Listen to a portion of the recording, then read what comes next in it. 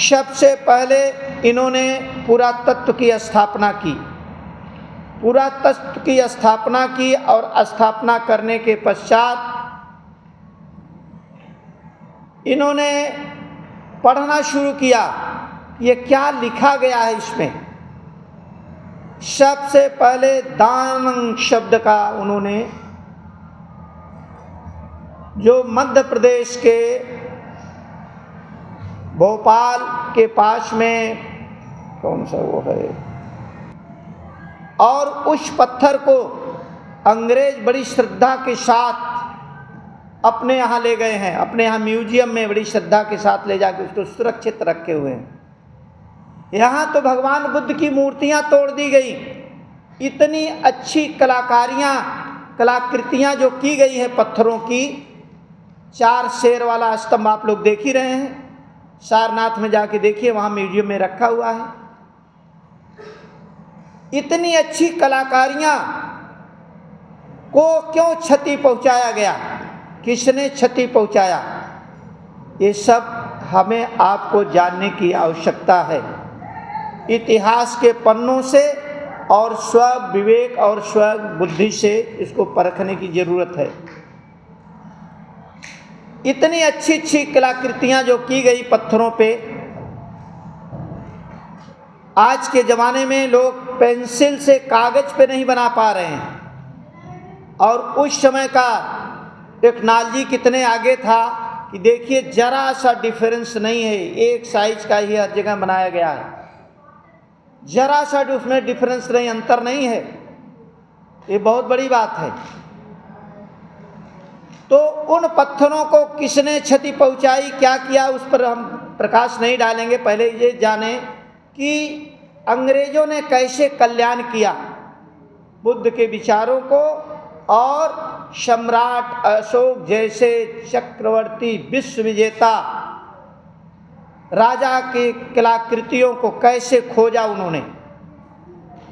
और खोज करके उन्होंने सबसे पहले जो दानंग शब्द का पत्थर पाया, इस पत्थर को ले जाकर के अपना म्यूजियम में रखे, और उस दानंग जो शब्द है, उस शब्द का उन्होंने अपने देश में टिकट जारी किया। डाक टिकट होता है ना, टिकट जारी किया। देखिए कितना सम्मान दे रहे हैं दानंग शब्द का।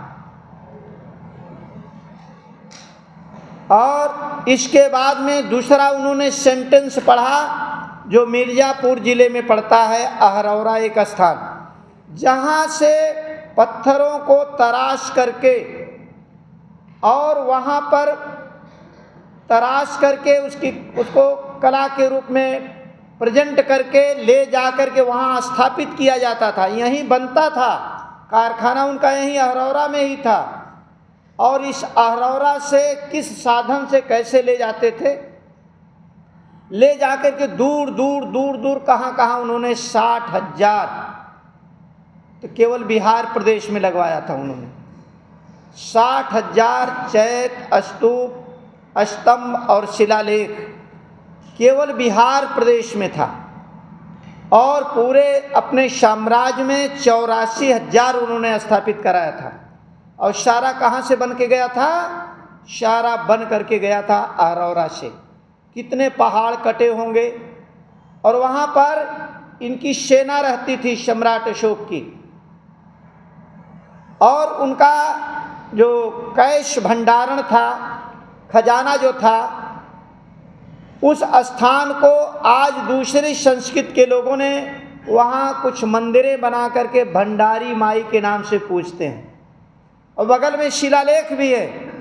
शिलालेख को पुरातत्व वालों ने सुरक्षित और संरक्षित कर दिया है। एक कमरा बना करके पहाड़ के ऊपर उसमें एक गेट लगा दिया है, बहुत बढ़िया सा वहाँ सुरक्षित और संरक्षित कर दिया है। वहाँ पर जेम्स प्रिंसप ने 1837 में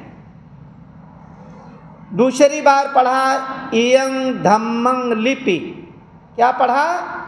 इयंग धम्मंग लिपि। उस पत्थर को भी अंग्रेज अपने यहाँ ले जाकर के म्यूजियम में स्थापित किए हुए हैं। आज भी आप इंग्लैंड जा कर के और उसका दर्शन अवलोकन कर सकते हैं। इतना बड़ा काम अंग्रेजों ने किया। जिस चीज़ को यहाँ के लोग, जो बड़े बड़े अपने को विद्वान कहते थे, यहाँ के लोग दूसरी संज्ञा देते थे, उस चीज़ को अंग्रेजों ने सच्चाई से यहाँ के लोगों को अवगत करा दिया। सच्चाई से अवगत करा दिया ये क्या है, किसने इसका निर्माण कराया, क्यों कराया, किस उद्देश्य से कराया, सारी चीज़ की जानकारी अंग्रेजों ने आपको दे दिया। इसके पहले लोग भ्रम में डाल रहे थे, भ्रमित हुआ करते थे लोग, ये क्या है, किसने बनवाया, क्यों बनवाया। अंग्रेजों का भी विश्वास नहीं हो रहा था कि भारत का जो कलाकृति है इतनी उच्च कोटि की होगी, उनको विश्वास नहीं हो रहा था। लेकिन बाद में उन लोगों ने जब उस पुस्तक का अध्ययन किया तब उन्हें पता चला कि हाँ, भारत में एक ऐसे राजा हुए जिन्होंने भगवान बुद्ध के विचारों को विदेशों में स्थापित किया। अपने क्षेत्र में, अपने शासन सत्ता जहाँ तक थी अपने राज्य में तो उन्होंने स्थापित किया ही था, लेकिन उसके साथ साथ इन्होंने विदेशों में भी स्थापित किया।